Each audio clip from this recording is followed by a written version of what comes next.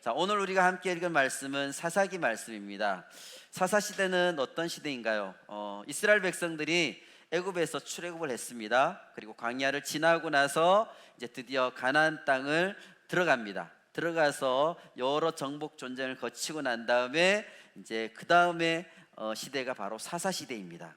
사사 시대에 대해서 하나님께서 결론적으로 얘기하신 것이 있습니다. 사사기의 21장 25절 말씀 우리 같이 한번 읽도록 하겠습니다. 그때에 이스라엘에 왕이 없으므로 사람이 각기 자기의 소견에 옳은 대로 행하였더라. 아멘. 사사기의 가장 마지막 장, 마지막 절에 이렇게 평가가 되어 있어요. 사람들이 자기 소견에 옳은 대로 행했다. 이건 무슨 말이냐면 하나님께서 말씀하신 대로 하지 않고, 하나님께서 자기의 말씀대로 하지 않고 자기 눈에 보이는 대로, 내 귀에 들리는 대로 살았다는 뜻입니다. 자기가 하고 싶은 대로 행했던 시대가 바로 사사 시대였습니다. 오늘 우리가 살고 있는 시대랑 비슷하죠. 사사는 누구냐면 지금으로 얘기하면 판사, 또 재판장, 또 군대 장관, 이런 역할을 한꺼번에 했던 사람이라고 할 수 있습니다. 사사기 말씀에는 모두 12명의 사사가 등장하는데 기드온은 사사가 세워지고 난 다음에 5번째 사사입니다. 근데 사사 시대는 똑같은 현상이, 이렇게 패턴이 있는데 사이클이 7번이 반복되는데 이스라엘 백성들이 먼저 타락을 합니다. 그럼 우상을 섬기고 죄를 점점 많이 짓죠. 그러면 하나님께서 이스라엘 주변에 있는 많은 그 민족들을 사용해서 그들을 강하게 해가지고 이스라엘을 공격하게 합니다. 그러면 이스라엘 백성들이 하나님 도와주세요, 살려주세요 하고 하나님께 울부짖어 기도하죠. 그러면 하나님께서 사사를 택해가지고 그들을, 이스라엘 백성들을 구원해 주십니다. 그러면 다시 평화가 오게 되죠. 그러면 얼마나 하나님께서 평화를 주셨으니까 감사하죠. 그래서 하나님께 예배하고 살면 얼마나 좋을까요? 그렇지만 그들은 또 하나님에 대해서 예배하는 것이 아니라 또 다시 죄를 짓습니다. 또 우상을 섬기고 죄를 많이 지어서 똑같은 이런 이야기가 사사기에는 7번이나 똑같이 반복되고 있습니다. 그러면 지금 기드온이 5번째 사사로 하나님께 부르셨다는 것은 벌써 이 사이클이 4번이나 돌아갔습니다. 4번. 하나님 제발 구원해 주세요, 살려주세요 하고 난 다음에 다시 한번 하나님 기회 주시고, 이런 것들이 4번이나 반복됐다는 얘기입니다.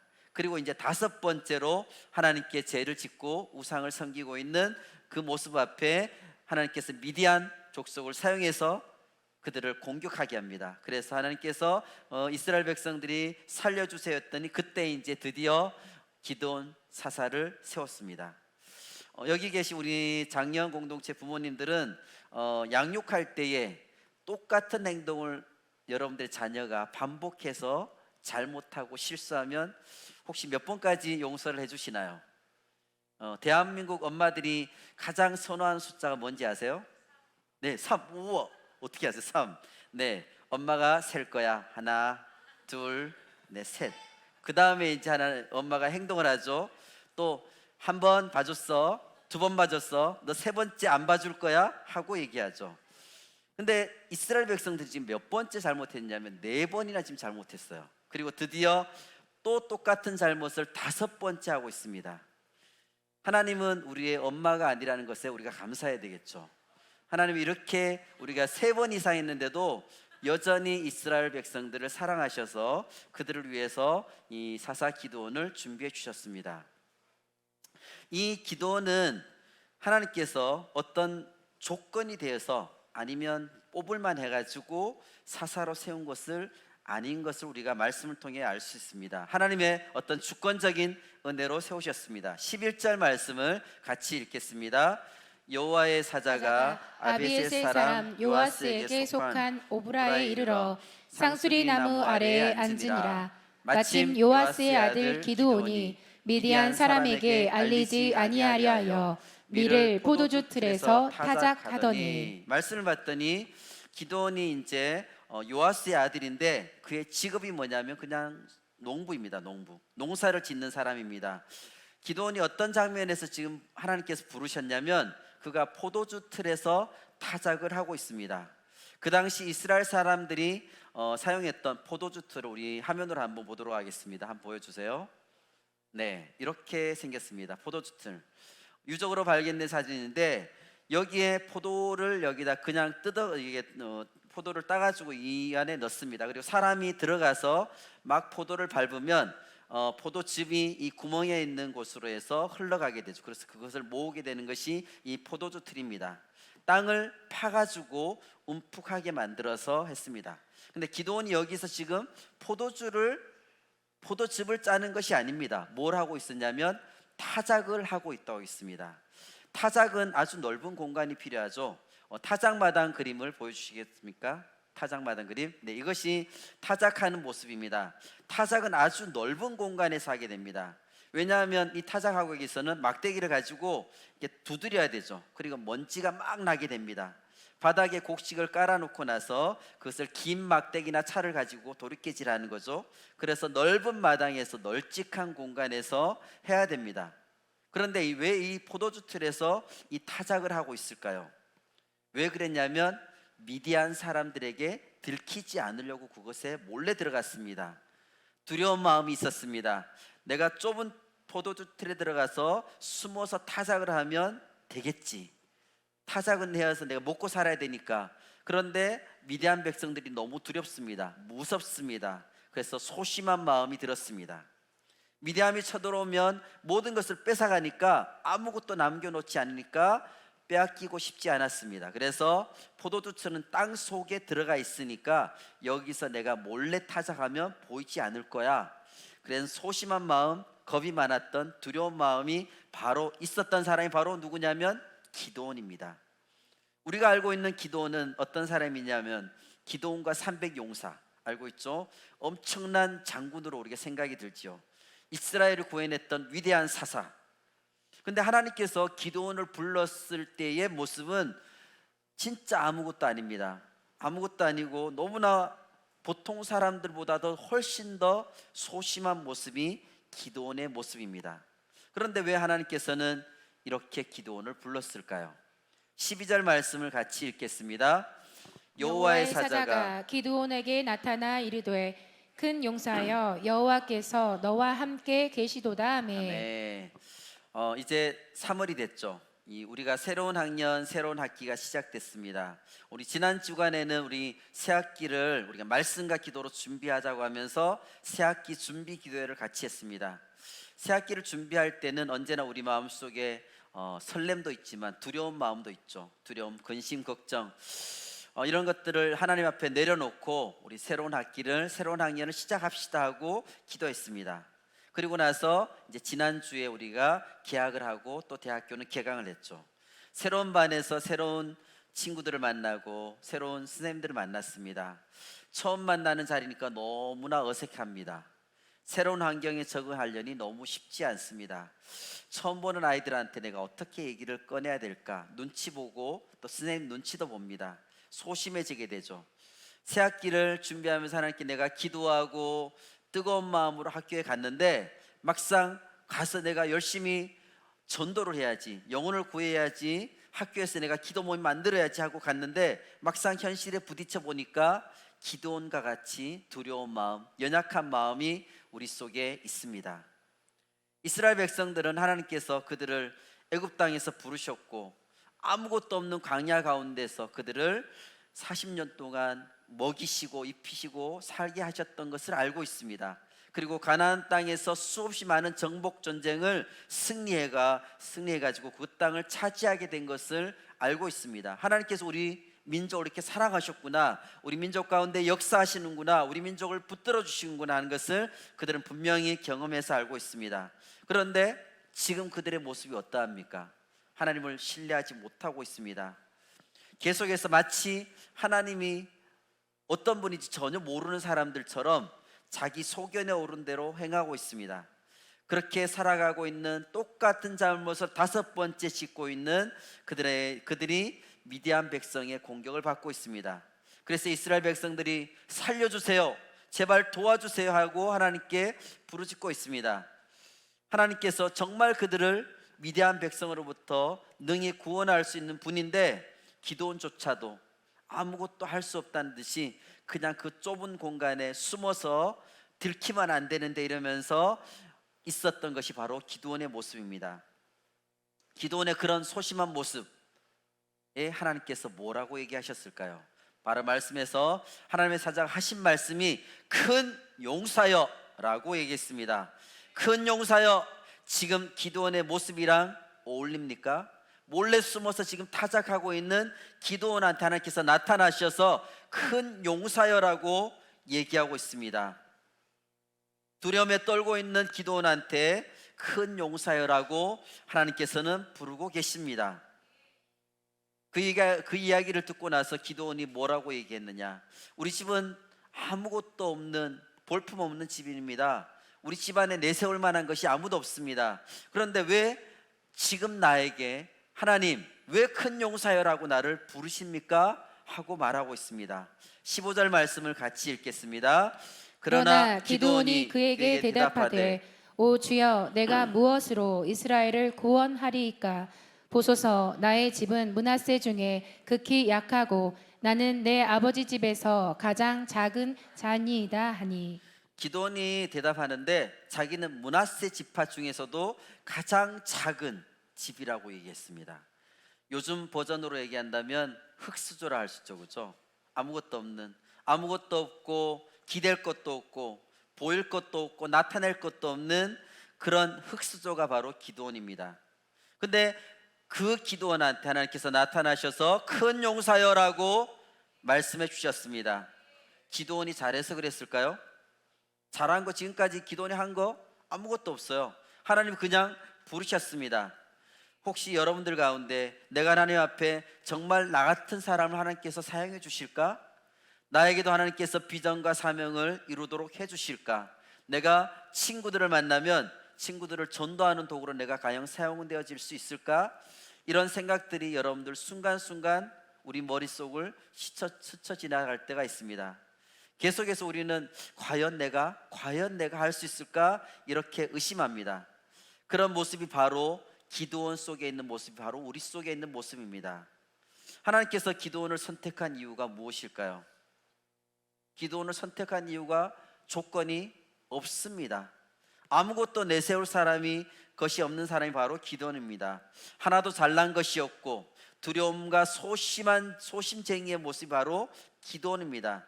기드온을 선택할 이유가 없는데 기드온을 하나님께서 선택한 것은 바로 하나님의 전적인 은혜입니다. 하나님께서는 아무것도 없는, 내세울 것도 없는 기드온에게 아무것도 준비되지 않은 기드온을 향해서 찾아오셨고 그를 부르셨습니다. 여기 앉아있는 우리도 어떤 자격이 있어서 하나님께서 부르셨을까요? 하나님 보시기에 내가 어떤 조건이 맞으니까 나를 불렀을까요?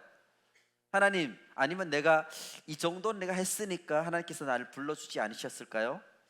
하나님, 내가 저 친구보다는 내가 기도를 조금 더 했습니다. 저 친구는 예배 시간에 맨날 지각하는데 저는 예배 시간 전에 와서 예배합니다. 나는 매일마다 말씀을 읽습니다. 나는 부모님 말씀에 순종을 잘합니다. 물론 이런 것들이 중요하죠.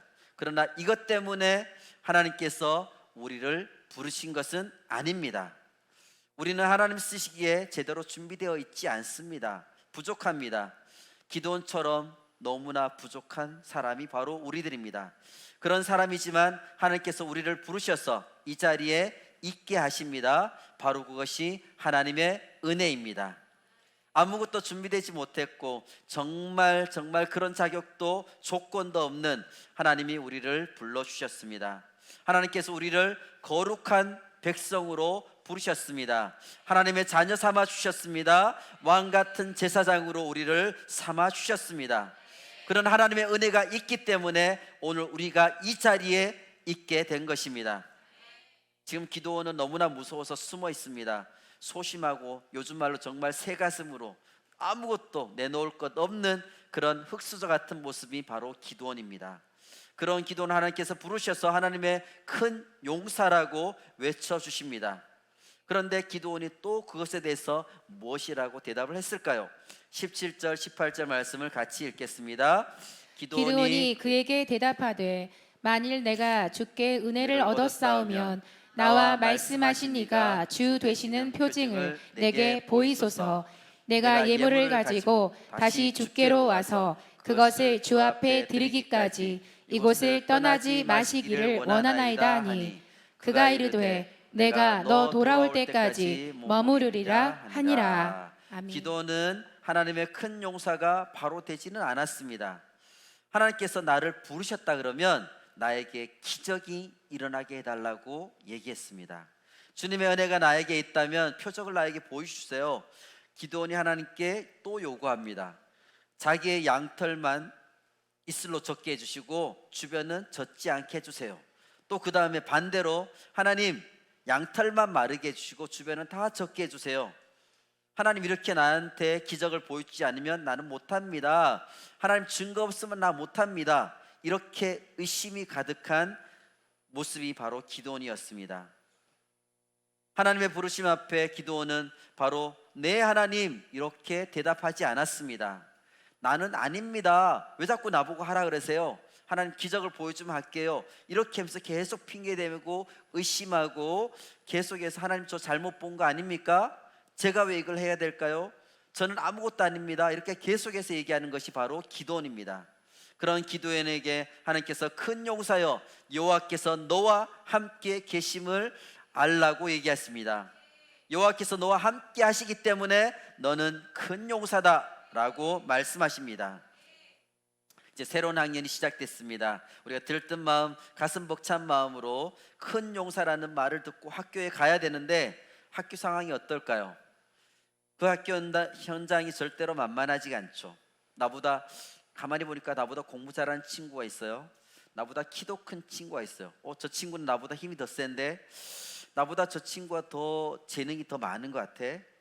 나보다 좋은 조건을 가진 친구들이 막 등장합니다. 내가 즐겁고 기쁜 마음으로 학교에 갔지만 더 좋은 조건이 있는 친구들을 보면 어떤 면에서는 또 마음이 움츠러들기도 합니다. 그 친구들이 난 너랑 달라. 난 선행으로 1학기 다 마쳤어. 이러고 옵니다. 난 이런저런 학원들 막 이것저것 다니면서 열심히 살고 있어. 이렇게 말하고 우쭐거리면서 오면 우리는 그 앞에서 어떨 때는 작아지려는 모습들이 있습니다. 흔들리려고 합니다. 그럴 때 여러분들은 선포하시기 바랍니다. 나는 하나님의 큰 용사입니다. 나는 하나님의 큰 용사입니다. 하나님께서 나와 함께 하십니다. 하나님께서 나와 함께 하심을 기억하며 우리에게 주신 비전을 가지고 당당하게 나아가시기를 바랍니다. 특별히 우리 초등학교 입학하는 친구들, 또 중학교, 고등학교에 처음 가는 친구들, 우리 대학생에 대해서 입학하는 그리고 처음 강의를 듣는 청년들, 또 그뿐만 아니라 새로운 회사에 또 새로운 근무지에 새롭게 시작하는 모든 분들, 우리가 왜 하나님의 큰 용사입니까?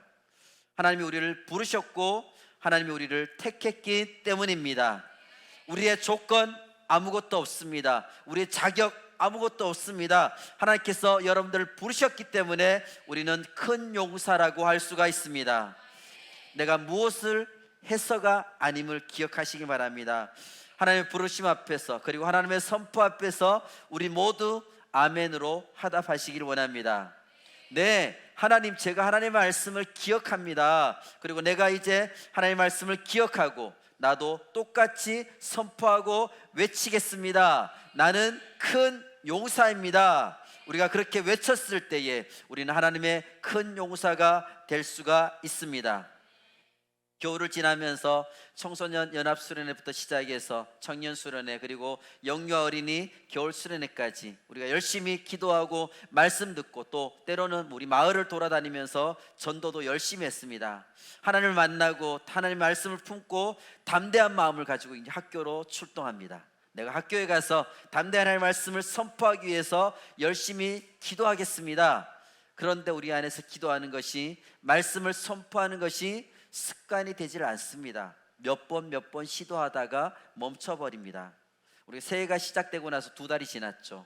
우리 1월 1일 새해 첫날에 여러 가지 각오들을 하죠.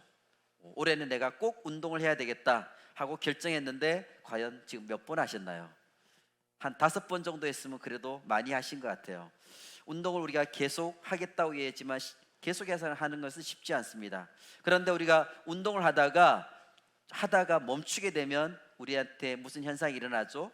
그게 바로 요요 현상이라고 그러죠. 요요라고 해서 원래의 모습대로 되돌아가려는 성질이 우리 안에 있죠.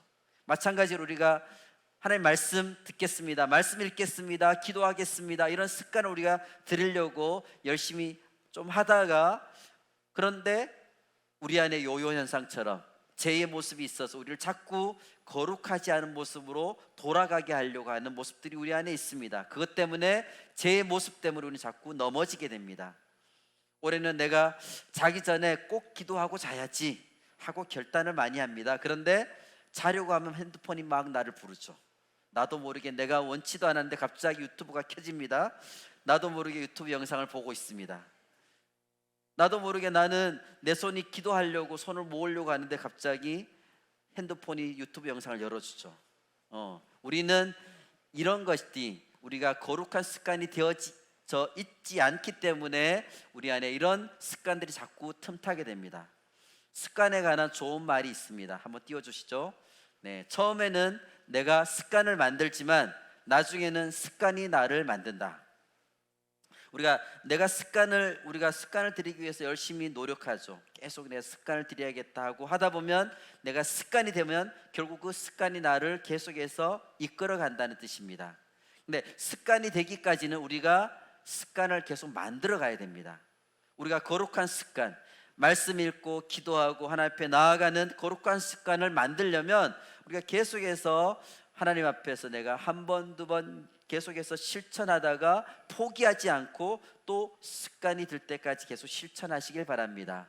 우리 2월 달까지 지났는데 내가 좀 하다가 아직 안 됐으니까 포기해야지, 이렇게 되면 안 됩니다. 우리는 하나님의 자녀이기 때문에 우리 안에 거룩한 습관이 있어야 됩니다. 그래야 하나님이 우리를 만들어 가십니다. 거룩한 습관이 들 때까지는 내가 노력해야 됩니다.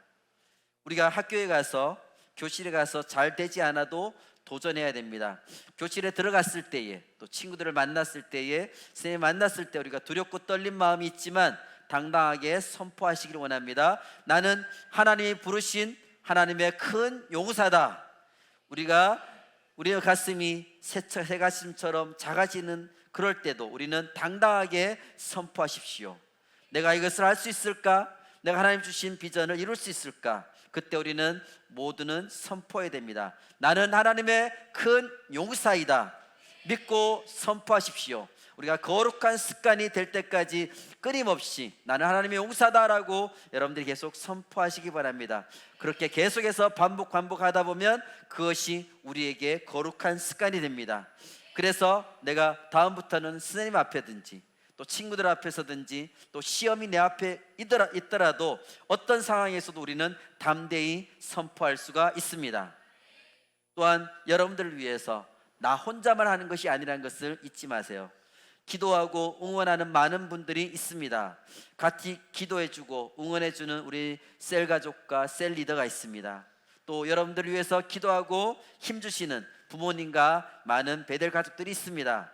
나는 혼자가 아니고 내가 앉아있는 교실의 그 자리에 하나님께서 나를 보내셨고 그것을 위해서 많은 가족들이 새벽마다 틈틈이 계속해서 기도하고 있음을 기억하시기를 바랍니다. 기도원을 하나님께서 큰 용사라고 부르신 후에 기도원이 바로 큰 용사가 된 것은 아닙니다. 계속해서 의심했던 기도원의 모습을 봤죠. 그런데 그 이후에 기도원이 어떻게 됐을까요? 기도원과 300 용사 이야기는 누구나 잘 알고 있죠. 굉장히 많은 군인들을 모아놓고 기드온이 생각합니다. 이 정도면 내가 하나님을 대신해서 내가 전쟁을 잘할 수 있을 거야 라고 생각했을 때 하나님께서는 그들을 돌려보내라고 하십니다. 그리고 300명의 군사만 모아서 싸움을 하라고 하십니다. 그런데 300명조차도 무기를 들지 말라고 합니다. 도대체 전쟁을 나가는데 무기를 안 들면 어떻게 합니까? 횃불을 들고 항아리를 들고 전쟁을 하라고 하십니다. 전쟁을 하러 가는데 또 놀러 가는 것도 아니고 도대체 횃불 들고 항아리 들고 무슨 전쟁을 하겠다는 겁니까? 그런데 하나님께서 기드온에게 말씀하십니다. 이 전쟁은 네가 하는 것이 아니다. 하나님이 책임져 주신다. 하나님을 믿고 따라와라. 이렇게 말씀해 주십니다. 하나님의 큰 용사로 기드온을 만들어 가고 계십니다.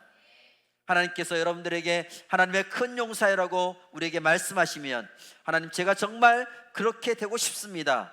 2023년을 저도 그렇게 살아가고 싶습니다. 하지만 우리 삶의 자리에서 내가 이것을 넘어갈 수 있을까? 내가 이것을 성공할 수 있을까? 내가 하나님의 큰 용사가 될 수 있을까? 그때 우리는 생각해야 됩니다. 주어를 바꿔야 됩니다. 내가 아니고 하나님께서 라고 우리는 바꿔야 될 것입니다. 내가 하는 것이 아니라 하나님이 함께 하시면 됩니다.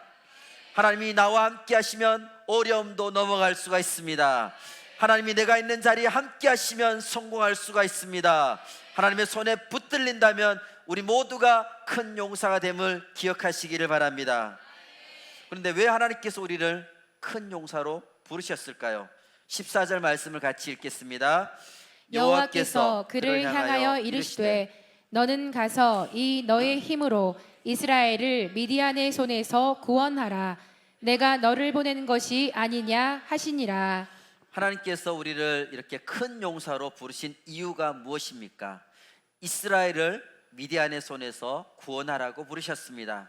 내가 가는 교실에서 잃어버린 영혼을 구원하라고 나를 보내신 것입니다. 내가 가는 직장, 가족들, 우리 집안들, 많은 사람들에게 그들을 구원하라고 하나님께서 우리를 큰 용사라고 부르시고 그들에게 보내신 것입니다. 그런데 우리는 절대로 혼자가 아닙니다. 하나님께서 우리를 보내셨기 때문에 하나님이 나와 함께 하신다는 것을 잊지 말아야 합니다. 막상 현실에 부딪히다 보면 자신감이 없어집니다. 그런데 우리가 못하는 일일수록, 자신감이 없어질수록 우리는 하나님을 더욱더 의지해야 됩니다. 하나님이 우리를 도와주시기 때문입니다. 하나님 함께 해주세요. 하나님, 제 힘으로는 못합니다. 하나님의 이름을 간절히 부르고 기도하며 나아가기를 원합니다. 기도원이 내가 못한다고 생각했기 때문에 하나님 앞에 하나님 도와주세요, 하나님 저와 함께 해주세요 라고 외치며 나아갔습니다. 우리를 부르신 이유는 세상 속에 있는 죽어가는 영혼들을 구원하라고 부르셨습니다. 우리가 가는 교실에서 여러분들로 인해서 하나님의 축복이 흘러가게 될 것입니다. 잃어버린 영혼이 구원을 받게 되고 끊어졌던 축복이 예수 그리스도 안에서, 복음 안에서 그들이 누리게 될 것입니다. 존귀한 여러분 한 명으로 인해서 우리 교실에는 많은 친구들이, 많은 또 선생님께서 하나님의 축복을 받게 될 것입니다. 우리가 가는 곳이 어두움에서 빛으로 바뀌게 됩니다. 왜냐하면 우리는 하나님의 빛의 자녀이기 때문입니다. 하나님의 영광의 빛이 우리를 통해서 많은 사람에게 전해질 것입니다. 우리가 가는 곳에 기도 모임이 생길 것입니다. 우리 교실이, 우리 학교가 나를 통해서 축복을 받게 될 것입니다. 왜냐하면 우리는 특별하기 때문입니다. 우리는 하나님의 큰 용사이기 때문입니다. 말씀을 맺겠습니다. 하나님은 우리를 어떤 사람으로 부르셨을까요?